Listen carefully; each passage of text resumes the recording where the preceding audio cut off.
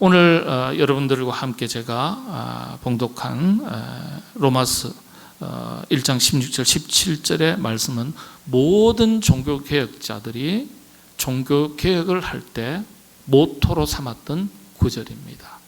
교회의 본질을 담은 핵심 구절입니다. 복음의 본질, 교회의 본질이 무엇인지, 신앙생활의 본질이 무엇인지 핵심을 간단하게 두 구절로 압축한 구절이 바로 오늘 본문 말씀입니다. 내가 이 복음을 부끄러워하지 아니하노니 이 복음은 모든 믿는 자에게 구원을 주시는 하나님의 능력이 됨이라. 복음의 본질, 영혼 구원이에요. 의인은 오직 믿음으로 말미암아 살리라. 이 본질을 믿는 믿음으로 산다는 거예요. 신앙생활의 본질, 이걸 선포하는 겁니다. 오늘 특별히 이 시간에 복음의 본질, 신앙의 본질, 신앙생활의 본질, 이것을 돌아보면서 우리가 어떻게 믿음 생활을 해야 하는지 함께 간단하게 살펴보도록 하겠습니다. 장로교 이야기 조금 말씀을 드리겠습니다. 우리 장로교의 뿌리를 흔히 어디로 보죠? 영국의 청교도입니다. 영국의 청교도, 퓨리탄의 근거를 두고 있습니다. 그래서 장로교의 뿌리 그러면은 영국의 스코틀랜드입니다. 스코틀랜드. 근데 그렇게만 생각해 왔어요. 근데 이번에 살펴보니까 청교도들의 퓨리탄들의 신앙의 고향이 네덜란드 헤이그였습니다. 깜짝 놀랐습니다. 종교개혁 시기에 독일, 스위스, 프랑스에서 핍박받았던 신앙인들이 내몰립니다. 피신해 갑니다. 네덜란드의 바닷가 마을 헤이그에 모두 모여서 신앙생활을 합니다. 신앙의 본질과 복음의 본질, 순수성을 지키기 위해서 함께 모이다 보니까 마을이 형성이 됐어요. 그게 헤이그예요. 그런데 그곳에서조차도 퓨리탄 청교도들이 신앙의 자유를 마음껏 누리지 못하고요, 배를 타고 네덜란드 헤이그에서 도버 해협을 건너면 곧바로 스코틀랜드입니다. 영국의 북쪽 지역이죠. 건너갑니다. 그곳으로. 그곳에서 자리 잡고 신앙생활을 하는데 그곳에서도 계속해서 핍박이 막 주어지니까 견디지를 못하는 거예요. 숨어 살고요, 종교 재판 당하고요, 화형도 당하고요. 그게 1600년, 700년, 800년대까지 계속 이어집니다.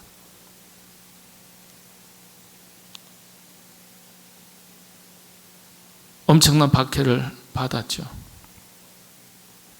그래서 다시 미국으로 건너갈 계획을 짭니다. 영국에서 미국으로 건너갈 때 청교도들이 타고 간 배 이름이 뭐죠? 메이플라워입니다. 메이플라워.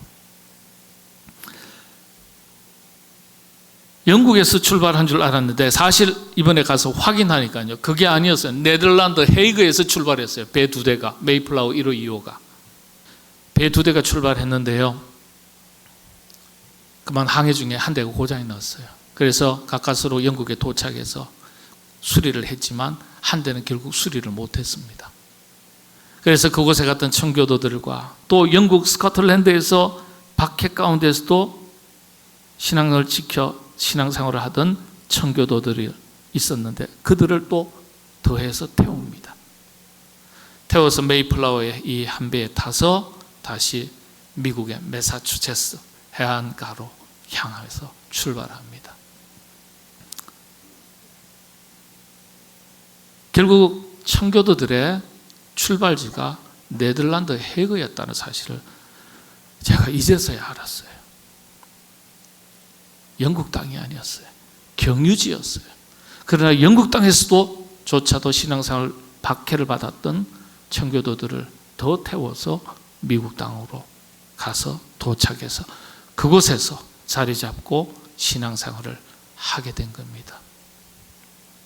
그래서 퓨리탄 또 많은 청교도들은 네덜란드 헤이그를 아버지의 땅이라고 부르더라고요. 아버지의 땅, 청교도들의 고향이라고 말하는 사실을 이번에 알게 되었습니다.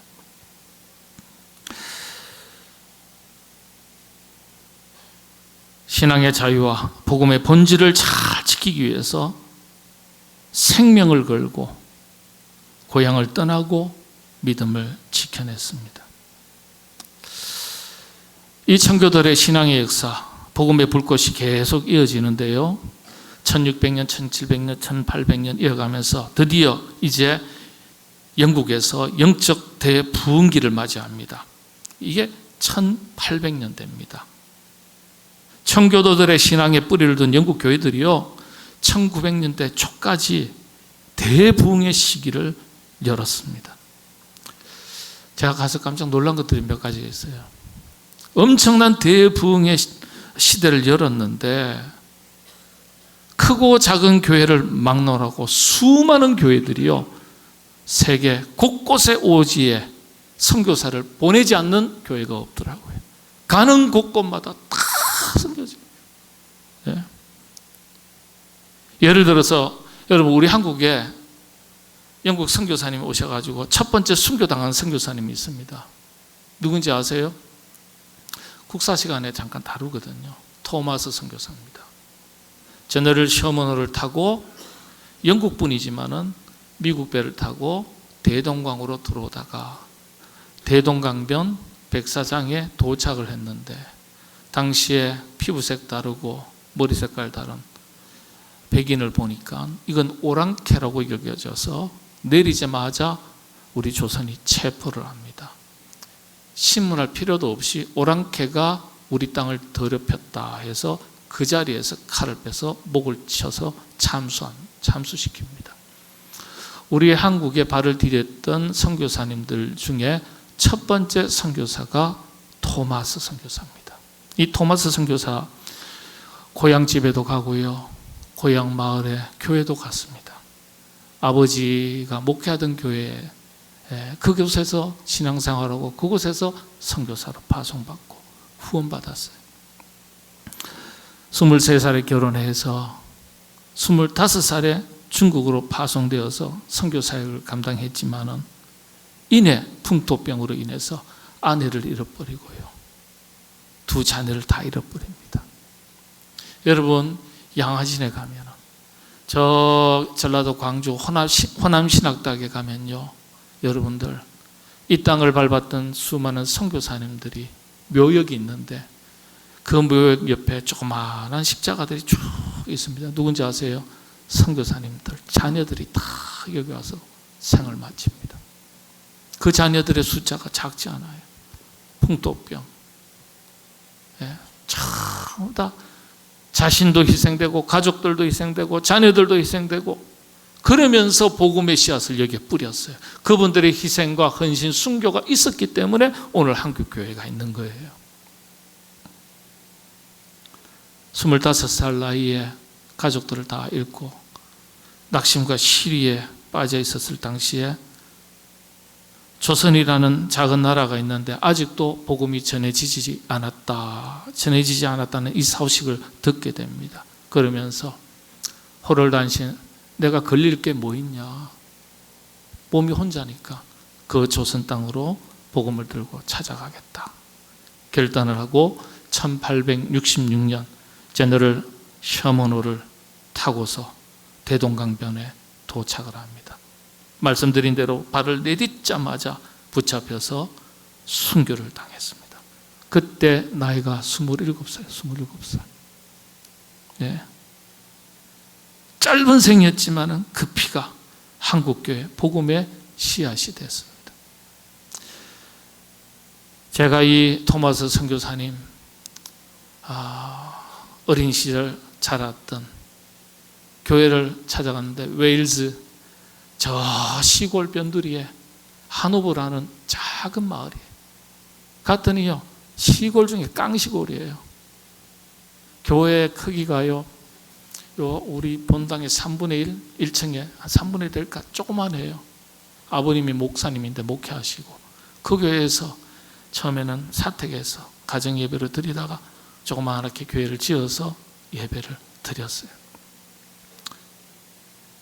그곳에 벽에 보니까요, 토마스 선교사 순교당한 선교사를 후원하고 위에서 기도했던 내용들이 일기처럼 벽에 다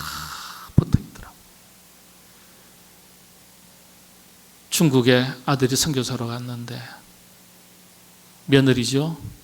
아내를 여의고 두 자녀를 다 잃었다는 소식을 들었으니까 전화가 있습니까? 한 걸음에 달려갈 수 있는 교통수단이 있습니까? 아버지가 어머니가 얼마나 그 안타까운 마음이 있었겠어요. 그런데 또다시 조선으로 갔다가 아들이 순교당했다, 참수당했다라는 소식을 순교당한 이후에 몇 달 뒤에 2달 지나서 듣게 됩니다. 얼굴도 못 봤는데 중국 선교사 떠난 뒤에 얼굴도 못 보고 손주 얼굴도 못 보고 며느리 얼굴도 못 봤는데 들려오는 소식은 순교당했다. 예.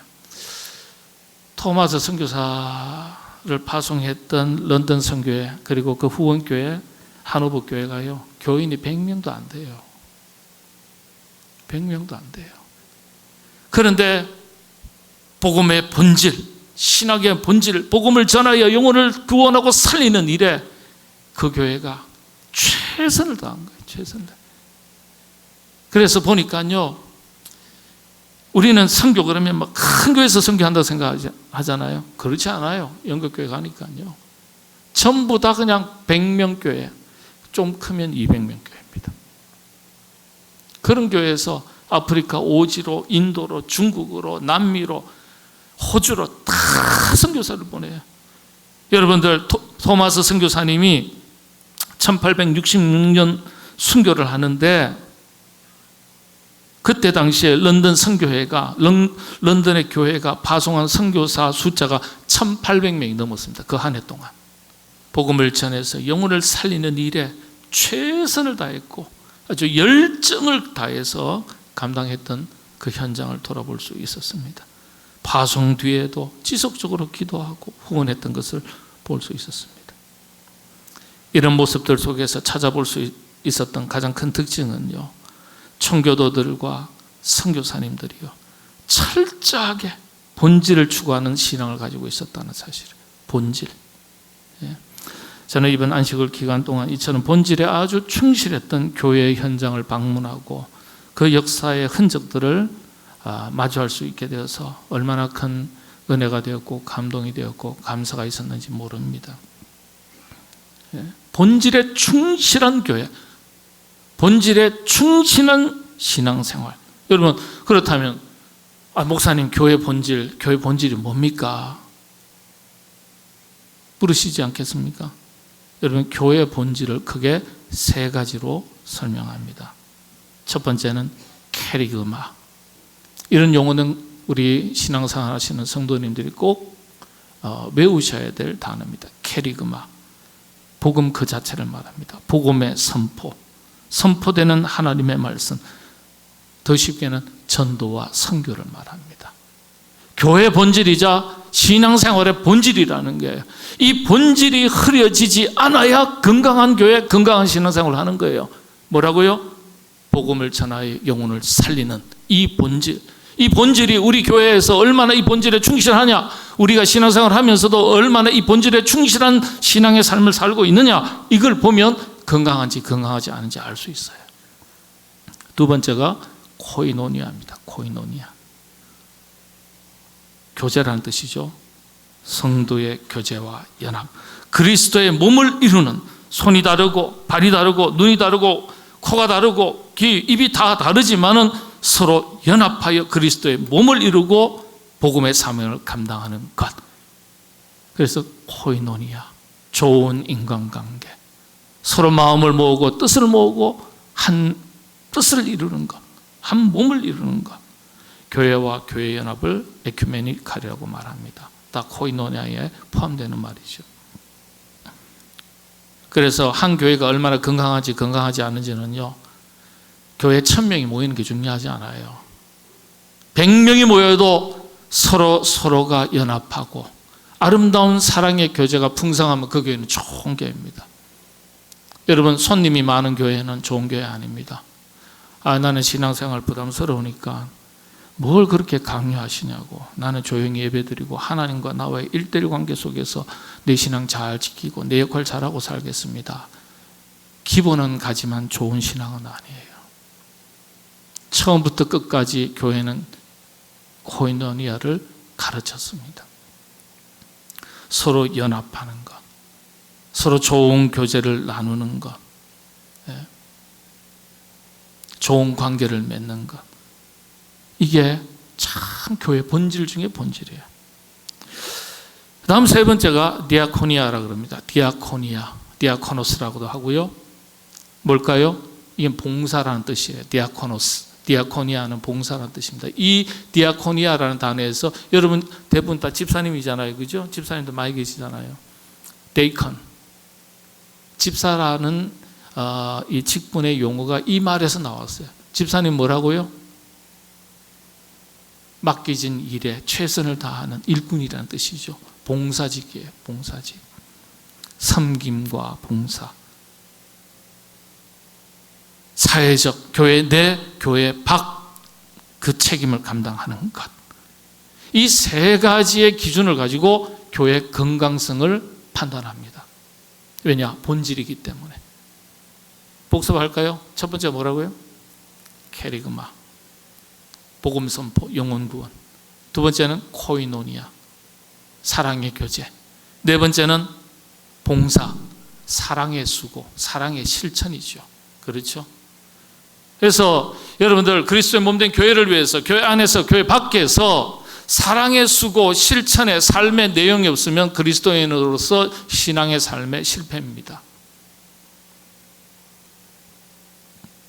영국 교회 대부흥은요, 단순히 숫자의 증가가 아니었어요.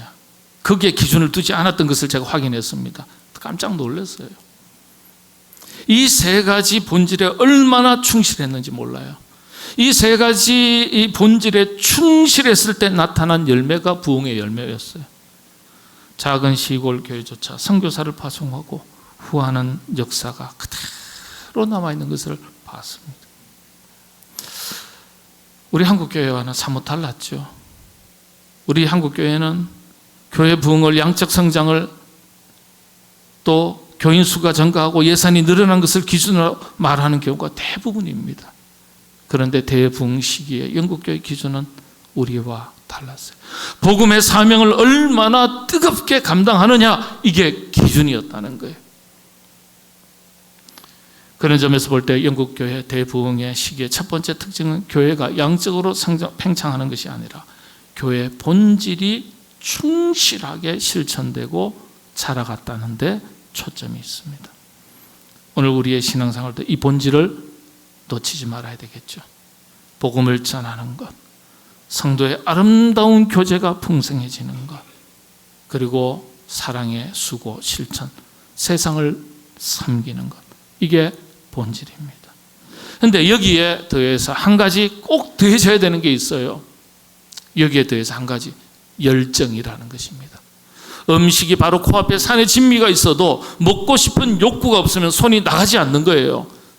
만나고 싶은 가까운 친구가 있고 친척이 있고 찾아가고 싶은 곳이 있어도 내 마음에 그것을 찾아가려는 열정과 욕심이 생기지 않으면 내 발이 움직이지 않아요. 내 손발이 건강해도 내 안에 열정이 사라지면 손발이 움직이지를 못하는 거예요. 그래서 그리스도인의 신앙생활의 핵심 중에 하나가 열정이 있냐 없냐예요. 열정이 있냐 없냐. 돈 벌 욕심이 여러분들에게 다 있습니다. 잘 살 욕심이 다 있습니다. 자녀를 잘 양육할 욕심이 다 있습니다. 여러분 믿음 생활 잘할 욕심 없으세요? 복음의 사명을 뜨겁게 잘 감당해야 될 욕심이 없으세요? 거룩한 욕심을 가지셔야 돼요. 이 열정이에요. 패션이에요. 패션. 예? 이런 영적 부흥의 역사를 볼 수 있었다는 감동도 있었지만 안타까움도 있었습니다.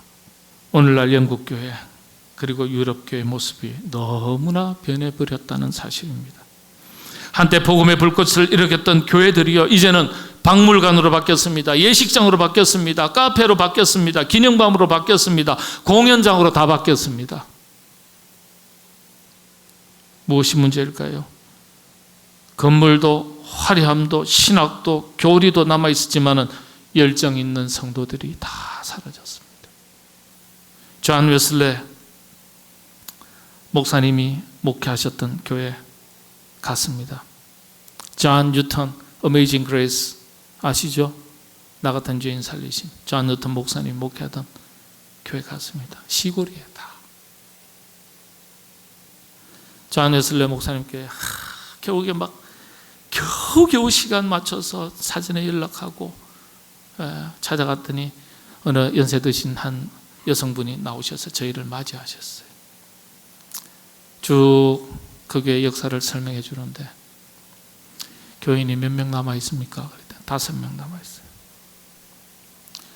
나이대가 어떻게 됩니까? 했더니 60대, 70대입니다. 교인 5명. 노년의 성도들 뿐이었습니다. 본질과 열정으로 지켜졌던 교회가 이제는 껍데기만 남은 현실을 보면서 정말 안타까운 마음이 들었습니다. 무엇보다도 더 안타까운 것은 이런 모습들이 장차 한국교회의 미래는 아닐까 하는 생각에 참 마음이 무거웠습니다. 우리 함께 갔던 그런 동기 목사님도 보면서 그 이야기, 이게 혹시 한국교회의 미래가 아닐까. 사실 지금 한국교회 안에서 이런 모습과 현상들이 많이 나타나고 있습니다. 우리 교단 장자교단이라고 말합니다. 지난 10여 년 동안 단 한 번도 양적인 성장이 없었습니다. 예산이나 교인수나 증가한 적이 없습니다. 내리막길 계속 감소. 지난 10년 동안 우리 교단만 50만 명 이상이 줄었습니다. 300만 명에서 한국교회 수많은 교회들이 다 줄었습니다. 여러분, 건물로서의 교회는 의미가 없습니다. 복음의 본질에 열정이 더해질 때만이 교회는 살아있는 생명력 있는 교회가 되고요, 성도들이 될 수 있는 거예요. 오늘 본문 로마서 1장 16절 17절 복음의 본질을 한마디로 요약한 말씀이라고 말씀드렸습니다. 종교개혁자들이 종교개혁의 모토로 삼은 구절입니다. 본문이 뭐라고 말합니까? 복음은 모든 믿는 자에게 구원을 주시는 하나님의 능력이 된다 말합니다. 동시에 오직 의인은 믿음으로 말미암아 살 것이다. 교회의 본질, 복음의 본질, 핵심 중에 핵심을 말하는 거예요. 여러분, 이 말씀을 붙들고 우리 자신을 돌아볼 수 있게 되시기를 바랍니다. 나는 본질에 얼마나 충실한 신앙생활을 하고 있는가, 아니면 형식에 머물러 있는 것은 아닌가, 내 안에 본질에 충실하려는 열정이 내 안에 살아있는가. 캐리그마라 그랬습니다. 삶 속에서, 생활 속에서 만나는 사람들에게 복음을 전하는 그런 열정이, 캐리그마가 나에게 있는가. 코이노니아, 그리스도의 몸을 이루는 교회 공동체에서 아름다운 교제가 나에게 끊어지는 일은 없고 그 관계의 끈이 더욱더 든든해지는가, 튼튼해지는가. 공동체 안에서 아름다운 성도의 교제를 나누고 연합과 일체를 위해서 얼마나 노력하고 있는가, 좋은 관계를 맺어가고 있는가. 그리고 마지막으로 디아코니아, 사랑의 실천. 사랑의 실천은 교회 안에서도 있고 교회 밖에서도 있는 거예요. 믿지 않는 사람들에게도 사랑을 베풀고 나누고 구워줘야 돼요. 축복의 통로 역할을 해야 돼요. 그러면서 우리가 살아가는 삶의 현장을 아름다운 하나님의 나라로 만들어갈 때 불신자들이 교회를 향해서 고개를 돌리고 발걸음을 돌리는 겁니다. 그게 우리의 역할이에요. 우리 교회가 우리 자신이 교회의 세 가지 본질인 캐리그마, 코이노니아, 디아코니아를 실천하려고 할 때 우리 안에 열정이 식어지지는 않았는지 돌아보시면서 본질에 충실하고 열정이 넘치는 신앙생활 하겠노라 다짐하시는 저 여러분, 우리 교회 우리 모든 분들이 될 수 있도록 하나님께서 크신 은혜 더해 주시기를 바랍니다.